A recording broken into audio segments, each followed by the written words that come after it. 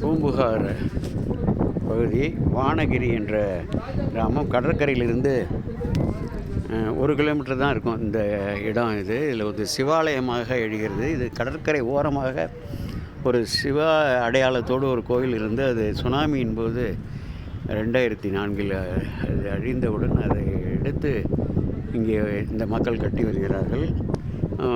சிறிய அளவு வருவாய் உள்ள ஒரு பகுதி.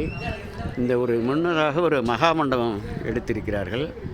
முன்னதாக ஒரு குளம், இங்கே பக்கத்தில் ஒரு குளம் அமைந்திருக்கிறது. இது ஊராருக்கு பொதுவான சொந்தமான இடம். அதை சிவாலயத்திற்காக எல்லோரும் விட்டு கொடுத்து இதை கட்டி வருகிறார்கள்.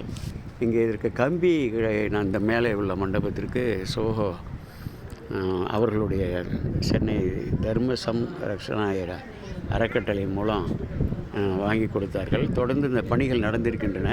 இதற்கு மேல் செய்ய வேண்டியது தொடர்பாக ஆலோசனை சொல்வதற்காக இன்று 22/12/24 அன்று இங்கே பார்வையிட வருகிறேன். இது கருவறைக்காக இது கட்டப்பட்டிருக்கிறது.